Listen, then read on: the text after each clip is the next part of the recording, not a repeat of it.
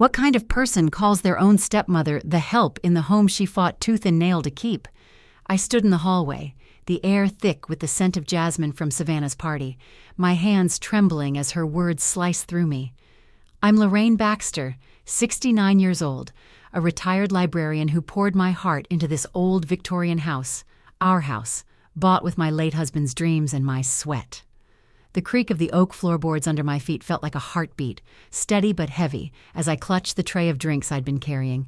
Savannah's laugh rang out, sharp and careless, as she told her friends, "Oh, don't mind her, she's just the help. My dad's old wife still hangs around." My chest tightened, the faint jazz music from the living room blurring into a dull hum. How could she say that? After everything I'd done for her, raising her, loving her like my own since she was a girl. The tray shook in my hands, the glasses clinking softly, and I caught my reflection in the hall mirror, gray hair pulled back, eyes wide with shock, a woman who'd become a shadow in her own home. I set the tray down, my fingers brushing the worn wood of the table, and something snapped inside me. I wasn't just hurt, I was furious. Savannah had crossed a line, but what was she hiding? I'd seen her rifling through my desk, her secretive phone calls, the way she'd started calling this house mine. Was she planning something worse? Before we jump back in, tell us where you're tuning in from. And if this story touches you, make sure you're subscribed, because tomorrow I've saved something extra special for you. If this story's grabbing you, hit that like button to let us know. The party's chatter faded as I slipped upstairs, the staircase groaning under my weight. My study, my sanctuary, smelled of old leather and ink, the shelves lined with my precious book collection, first editions, rare volumes, my life's pride. I sank into the armchair, the fabric cool against my skin, and let the memory flood back. 30 years ago, my husband and I stood in this very house, its walls bare but full of promise. "This is ours, Lorraine," he'd said, his hand warm in mine. We'd scraped together every penny, and when he passed, I kept it for us, for Savannah too. But now, her words echoed in my mind, each one a needle in my heart. The help. I wasn't just some servant in her story. This was my home, my legacy. I opened the desk drawer, my fingers brushing against papers, searching for the deed. It wasn't there. My pulse quickened, the silence of the room pressing in. I'd seen Savannah near this desk weeks ago, her eyes darting, hands quick to close the drawer. Had she taken it? My mind raced, piecing together her late-night whispers, the way she'd bragged to her friends about taking over. Was she trying to steal the house? The thought hit me like a gust of cold wind, sharp and unforgiving. I leaned back, the chair creaking, and stared at the ceiling's cracked plaster. I'd given her everything, love, a home, a future, and now she was erasing me. Downstairs the party continued, laughter spilling through the floorboards.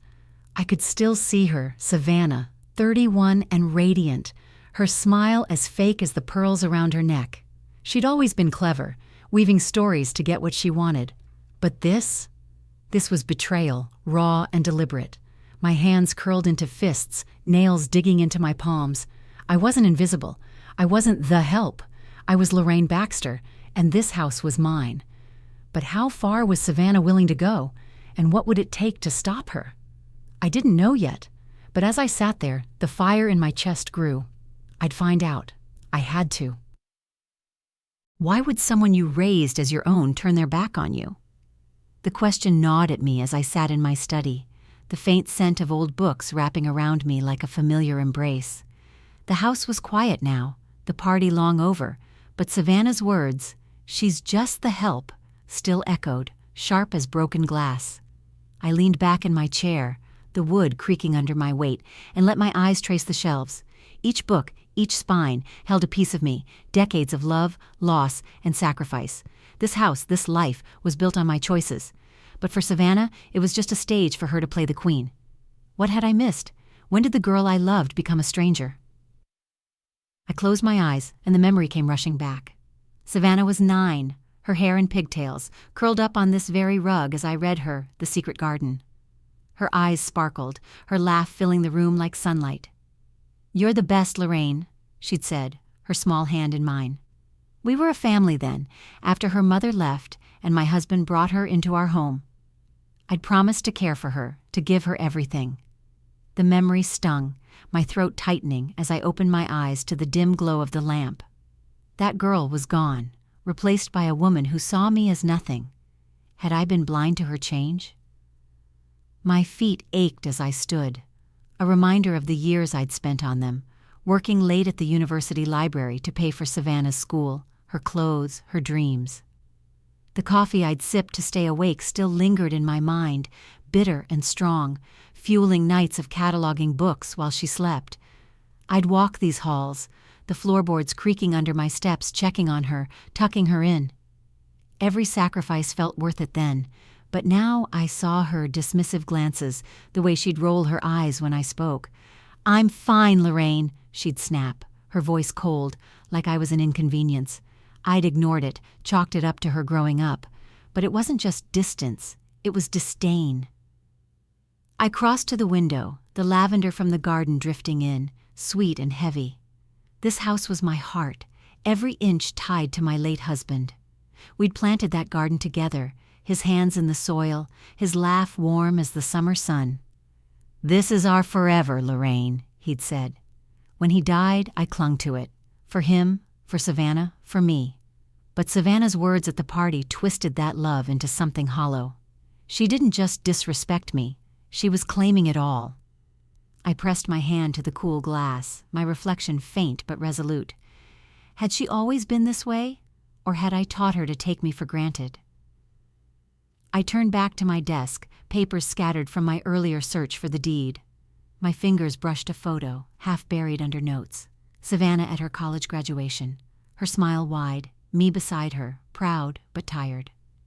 "Thanks for everything," she'd said that day, her voice soft. I'd believed her. But now I remembered her recent whispers, her hurried steps when she thought I wasn't looking. She was planning something, and it wasn't just words. My heart sank, the room's silence pressing in. I'd given her my life, but she was rewriting my story. Was it too late to change the ending? I sank into the chair again, the fabric worn but comforting, and let my thoughts spiral. I'd always been the one to fix things. Broken promises, empty bank accounts, Savannah's tears. But this? This was a betrayal I hadn't seen coming. My hands tightened, nails biting into my palms. I wasn't just a widow or a librarian or the help. I was Lorraine, and I'd fought for this life before. Could I do it again? The question hung in the air, heavy as the dust motes dancing in the moonlight. Something was coming, something bigger than her words. I didn't know what, but I'd find out. How far would someone go to steal what's rightfully yours? The question burned in my chest as I stood in the attic, the air thick with dust and the faint scent of mildew. The bare bulb flickered above, casting jagged shadows across the clutter of boxes and forgotten furniture. My hands, still trembling from Savannah's party, clutched a stack of old letters I'd found tucked behind a trunk. Her words, "She's just the help," had been a spark, but this was the fuel. I'd seen her sneaking around my desk, heard her hushed phone calls late at night. Now, as I sifted through papers, my heart pounded like a drum. Was she really trying to take my home? My house paid for with decades of love and labor? I sank to the floor, the wood cold against my knees, and opened a letter dated years ago. My late husband's handwriting stared back, promising Savannah a place in our home but never sole ownership. My breath caught, the paper crinkling in my grip. I remembered those days, his voice steady as he spoke of family. "We'll take care of her, Lorraine," he'd said, his hand warm in mine. But now Savannah's secretive glances, her smug confidence, told a different story. I shoved the letters back, my pulse racing. She wasn't just dismissing me, she was erasing me. Downstairs, the house felt different, its familiar creaks now ominous.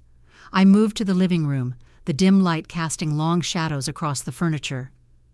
That's when I found it, a folder, half hidden under a stack of magazines labeled Property. My fingers hesitated, the paper smooth but heavy. Inside were documents, bank statements, a forged deed with Savannah's name. My vision blurred, the room suddenly stuffy, the air pressing against my skin. She'd been planning this, claiming my house as her own. Her voice echoed in my mind, sharp and careless. "It's my house now." She'd said it to a friend on the phone, thinking I couldn't hear. My stomach twisted, rage and betrayal mixing like a storm. I needed to confront her. I found Savannah in the kitchen, her back to me, scrolling on her phone. The rain outside pattered against the windows, a steady rhythm that matched my pounding heart. "Savannah," I said, my voice low but firm. She turned, her smile faltering. "What's this?" I held up the folder, my hands steady despite the fire inside. Her eyes widened, but she recovered quickly, her voice dripping with false innocence. "Oh, Lorraine, you're overreacting. It's just paperwork." Her words were smooth, but I saw the flicker of panic. "You're trying to steal my home," I said, stepping closer. She laughed, sharp and hollow, saying I was confused, old, imagining things. Each word was a jab, meant to make me doubt myself. I wanted to scream, to shake her, but my son Daniel's voice broke through. He'd come in from the rain, his coat dripping, his face tight with worry. "Mom, what's going on?" he asked, his eyes darting between us. The room felt smaller, the rain louder, like it was trapping us in this moment. Savannah's smile returned, but it was cold. "She's just upset, Daniel. You know how she gets." I gripped the folder tighter, my nails digging into the paper. She was gaslighting us both, twisting the truth like a knife. Daniel looked at me, his concern a lifeline. "We need to talk, alone," he said to me, his voice soft but urgent. Later, in my study, the scent of old books grounding me, I told Daniel everything. His jaw clenched, his hands balled into fists. "She can't do this, Mom. We'll fight it." His words were a spark of hope, but fear lingered. Savannah was clever, manipulative. What else was she hiding? I sat at my desk, the lamp's glow warm but weak, and thought of the lawyer I'd need to call. My mind churned, replaying her lies, her betrayal. I wasn't just fighting for a house. I was fighting for my life, my worth. Could I outsmart her? The question hung heavy, the rain's rhythm fading as resolve took root. Preparing and narrating this story took us a lot of time. So if you are enjoying it, subscribe to our channel. It means a lot to us. What would you do if you were in my shoes? Share your thoughts in the comments. How far would someone go to steal what's rightfully yours? The question burned in my chest as I stood in the attic, the air thick with dust and the faint scent of mildew. The bare bulb flickered above, casting jagged shadows across the clutter of boxes and forgotten furniture. My hands, still trembling from Savannah's party, clutched a stack of old letters I'd found tucked behind a trunk. Her words, "She's just the help," had been a spark, but this was the fuel. I'd seen her sneaking around my desk, heard her hushed phone calls late at night. Now, as I sifted through papers, my heart pounded like a drum. Was she really trying to take my home? My house paid for with decades of love and labor? I sank to the floor, the wood cold against my knees, and opened a letter dated years ago. My late husband's handwriting stared back, promising Savannah a place in our home, but never sole ownership. My breath caught, the paper crinkling in my grip. I remembered those days, his voice steady as he spoke of family. "We'll take care of her, Lorraine," he'd said, his hand warm in mine. But now, Savannah's secretive glances, her smug confidence, told a different story. I shoved the letters back, my pulse racing. She wasn't just dismissing me. She was erasing me. Downstairs, the house felt different, its familiar creaks now ominous. I moved to the living room, the dim light casting long shadows across the furniture. That's when I found it. A folder, half hidden under a stack of magazines labeled Property. My fingers hesitated, the paper smooth but heavy. Inside were documents, bank statements, a forged deed with Savannah's name. My vision blurred, the room suddenly stuffy, the air pressing against my skin. She'd been planning this, claiming my house as her own. Her voice echoed in my mind, sharp and careless. "It's my house now." She'd said it to a friend on the phone, thinking I couldn't hear. My stomach twisted, rage and betrayal mixing like a storm. I needed to confront her. I found Savannah in the kitchen, her back to me, scrolling on her phone. The rain outside pattered against the windows, a steady rhythm that matched my pounding heart. "Savannah," I said, my voice low but firm. She turned, her smile faltering. "What's this?" I held up the folder, my hand steady despite the fire inside. Her eyes widened, but she recovered quickly, her voice dripping with false innocence. "Oh, Lorraine, you're overreacting. It's just paperwork." Her words were smooth, but I saw the flicker of panic. "You're trying to steal my home," I said, stepping closer. She laughed sharp and hollow, saying I was confused, old, imagining things. Each word was a jab, meant to make me doubt myself. I wanted to scream, to shake her, but my son Daniel's voice broke through. He'd come in from the rain, his coat dripping, his face tight with worry. "Mom, what's going on?" he asked, his eyes darting between us. The room felt smaller, the rain louder, like it was trapping us in this moment. Savannah's smile returned, but it was cold. "She's just upset, Daniel. You know how she gets." I gripped the folder tighter, my nails digging into the paper. She was gaslighting us both, twisting the truth like a knife. Daniel looked at me, his concern a lifeline. "We need to talk, alone," he said to me, his voice soft but urgent. Later in my study, the scent of old books grounding me, I told Daniel everything. His jaw clenched, his hands balled into fists. "She can't do this, Mom! We'll fight it!" His words were a spark of hope, but fear lingered. Savannah was clever, manipulative. What else was she hiding? I sat at my desk, the lamp's glow warm but weak, and thought of the lawyer I'd need to call. My mind churned, replaying her lies, her betrayal. I wasn't just fighting for a house. I was fighting for my life, my worth. Could I outsmart her? The question hung heavy, the rain's rhythm fading as resolve took root. Preparing and narrating this story took us a lot of time. So, if you are enjoying it, subscribe to our channel. It means a lot to us. What would you do if you were in my shoes? Share your thoughts in the comments. Could I really take back what was mine, or was I too late? The question clung to me like damp air as I stepped into Mr. Hargrove's office, the scent of polished wood and fresh coffee grounding my nerves. The morning light filtered through tall windows, casting soft patterns on the carpet, but my heart raced, heavy with the weight of Savannah's betrayal. Those forged documents, her smug lies, had shaken me, but I wasn't broken. Not yet. I straightened my shoulders, the fabric of my coat brushing my skin, and sat across from the lawyer. His desk was cluttered with papers, a stark reminder of the battle ahead. Savannah thought she'd won, but I was done being invisible. What would it take to outmaneuver her?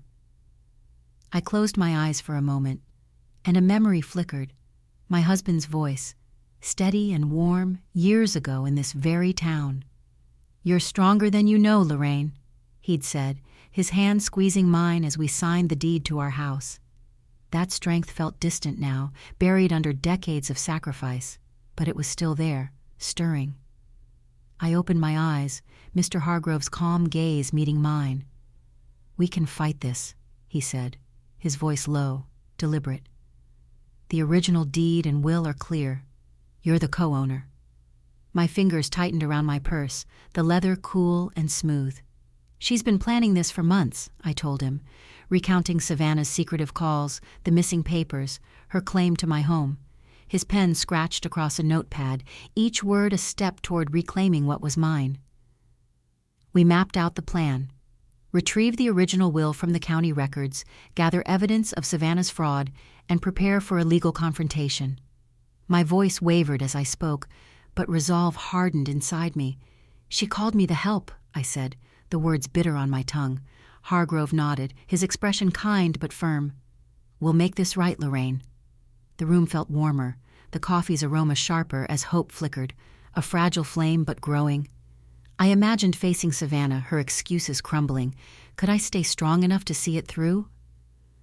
Back home, Daniel was waiting, his presence a quiet anchor. We climbed to the attic, the air thick with dust, the single bulb flickering like my own uncertainty. "We'll find what we need, Mom," he said, his voice steady as he sifted through boxes. My hands brushed brittle letters, the paper rough against my fingertips, each one a piece of our past. We found bank statements, old photos, but nothing conclusive yet. The attic's shadows seemed to whisper doubts, but Daniel's determination kept me focused. "She can't take this from you," he said, his eyes fierce. My chest ached with gratitude, the dusty air catching in my throat. He believed in me, and that was enough to keep going. Later in my study, I sorted through my books, their leather spines smooth under my fingers. The scent of old pages calmed me, each volume a reminder of who I was, a librarian, a keeper of stories, not the help. I paused, holding a rare first edition, its weight grounding me. Savannah's lies had made me doubt myself, but I wasn't powerless. I thought of the garden outside, its lavender blooming despite the autumn chill, resilient like I needed to be. My mind churned, balancing fear and courage. What if the plan failed? What if Savannah had more tricks? But then I pictured her face, smug and certain, and my resolve sharpened. I'd fight for my home, my legacy, my worth. The morning light faded as I sat at my desk, the house quiet except for the distant hum of traffic. I traced the edge of a photo, me and my husband, smiling in front of our house. That was the life I'd built, the life Savannah wanted to steal. The plan was in motion, but doubt lingered like a shadow. Could I face her in court, expose her lies, and walk away whole? The question loomed, heavy as the books around me, but I wasn't backing down. Not now. Would justice finally be mine, or would Savannah slip away again? The question pulsed through me as I stepped into the conference room, the air sharp with the scent of polished wood and fresh ink. Sunlight streamed through tall windows, glaring off the table where Mr. Hargrove laid out our evidence, the original deed, the will, Savannah's forged papers. My hands steadied, the weight of my purse grounding me, but my heart raced. This was it, the moment to reclaim my home, my worth. Savannah sat across from me, her posture rigid, her eyes darting like a cornered animal. She'd called me the help, tried to steal my legacy. Now I'd face her head on. Could I hold my ground? I closed my eyes briefly, and the memory of my resolve hit me. Just days ago in Mr. Hargrove's office, I'd clutched those same documents, my voice firm as I said, "She won't take this from me." That fire was still there, burning brighter now. I opened my eyes, meeting Hargrove's nod. "Let's begin," he said, his voice calm but commanding. I slid the original deed forward, its paper crisp under my fingers. "This proves I'm the co-owner," I said, my gaze locked on Savannah. Her lips twitched, but she leaned back, feigning confidence. "That's outdated," she said, her voice smooth but strained. "My father wanted me to have the house." Her lie hung in the air, bold and brittle. Hargrove didn't flinch. He presented the will, every clause clear. The house was ours, mine and my husband's, with no mention of Savannah as sole heir. I watched her face, the way her jaw tightened, her fingers twisting a ring. "You forged the deed," I said, my voice steady despite the storm inside. She laughed, sharp and hollow, saying, "You're confused, Lorraine, always so dramatic." But her eyes betrayed her, flickering with panic. The room felt brighter, the air lighter, as her excuses unraveled. Hargrove laid out her bank statements, proof of her scheming. "You've got nothing," I said, the words tasting like victory. Savannah slumped, her mask crumbling, and whispered, "Fine, you win." Daniel beside me squeezed my hand, his warmth a quiet anchor. The hug we shared felt like coming home, his breath steady against my shoulder, the distant hum of traffic filtering through the window. My chest loosened, relief flooding me like sunlight. I'd done it, reclaimed my home, my dignity. But the fight wasn't just about papers. It was about me, standing tall after years of being unseen. I walked through the house later, my fingers trailing over the oak banister, its wood smooth and familiar. The living room, once heavy with her lies, now felt mine again. I paused by the garden window, the lavender scent faint but fierce, a reminder of my resilience. What strength had I buried all these years, waiting to be found? The question settled over me as I stood in the garden, the warm sunlight filtering through the trees, casting dappled shadows on the lavender I'd tended for decades. The air carried the sweet scent of blooms, mingling with the earthy dampness of soil, and my fingers brushed the soft petals, grounding me. Savannah's betrayal, she's just the help, had shattered something in me, but winning back my home had pieced me back together, stronger. Now, with Daniel by my side, I felt the weight of my past lifting.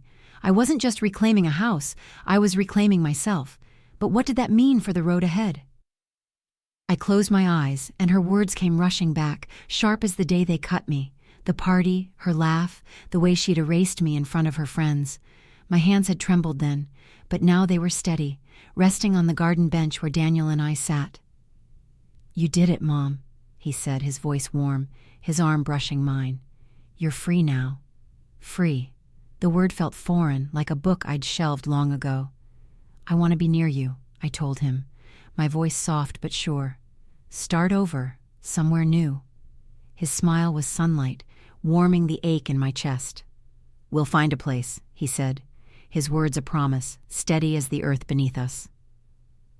We walked through the house later, packing boxes, the scent of cardboard and tape sharp in the air.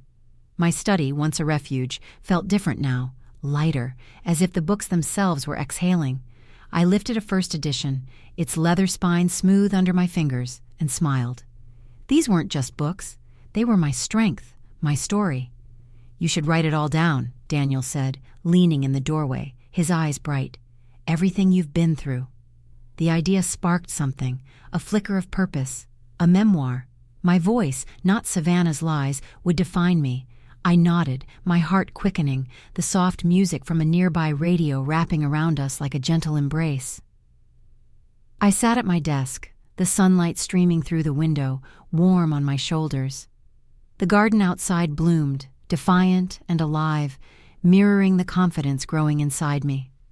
I'd spent years doubting, shrinking, letting Savannah's shadow loom large, but now I saw myself clearly, not the help, not a widow, but Lorraine, a woman who'd fought and won. My pen hovered over a blank page, the ink's faint metallic scent urging me forward. What would I say? That betrayal had broken me, but it had also rebuilt me. That love, for Daniel, for this house, for myself, had carried me through. The words weren't there yet, but they would come. Daniel and I planned the move, our voices mingling as we sat in the garden, the birds chirping overhead. "A small place by the coast," I said, imagining the ocean's rhythm, its vastness. He grinned, sketching ideas on a napkin. "You'll love it, Mom." His pride, his faith, filled me with gratitude, the kind that made my throat tighten. I thought of Mr. Hargrove's call earlier, his voice warm as he congratulated me. "You're a fighter, Lorraine." Fighter. The word fit now, like a well-worn book in my hands. But the journey wasn't over. Writing my story, starting anew, what lessons would I carry forward? What lesson did you take away from my journey? Share it in the comments. If this story inspired you, share it with a friend who needs to hear it. What's the one truth that defines who you are? The question lingered as I stood on the porch of my new coastal home, the ocean breeze carrying the sharp scent of salt and freedom. The waves crashed softly in the distance, their rhythm steady, like the pulse of a new beginning. My fingers traced the smooth cover of my memoir, its pages heavy with the story of my fight, Savannah's betrayal, my victory, my rebirth. I'd sold the old house, left behind the lavender garden and the weight of her lies. Now near Daniel, I was writing my own ending. But what lesson would I leave behind? I closed my eyes and the memory of that first day in the old house flooded back. My husband's laugh, the creak of the floorboards, the promise of forever. "This is our home, Lorraine," he'd said, his hand warm in mine. That house had been my heart, but Savannah's words, "She's just the help," had nearly stolen it. I opened my eyes, the ocean's vastness stretching before me, and felt the shift. The house was gone, but I was whole. My worth wasn't in walls or deeds, it was in me. Inside, my new study was small but mine, the air rich with the scent of fresh ink and polished wood. I set the memoir on the desk, its cover gleaming under the lamp. Writing it had been like reclaiming my voice, each word a defiance of Savannah's lies. I'd poured out the pain, the rage, the triumph, and now it was out in the world. At a book signing last week, a woman had approached, her eyes bright with tears. "Your story gave me courage," she'd said. My chest tightened, gratitude washing over me. My fight wasn't just for me, it was for anyone who'd ever been called less than they were. I stepped outside again, the ocean's hum filling the silence. The sky was wide, gold and pink streaking the horizon, and I let the truth settle. People could call you anything, housekeeper, shadow, nothing, but only you decide your worth. I'd been betrayed, diminished, but I'd risen. My hands, once trembling, were steady now, holding my story, my life. I thought of Savannah, her defeat, her silence. She'd lost, not because of the house, but because she'd underestimated me. I was Lorraine Baxter, and I'd defined myself. Sitting by the water, I let my thoughts drift. The fight had changed me, carved out a strength I hadn't known I had. I wasn't just a widow, a librarian, a mother. I was a woman who'd faced betrayal and won. The memoir was my proof, but this new life, this peace, was my reward. What came next? More stories, more truths, a life built on my terms. The ocean whispered and I listened, ready for whatever lay ahead.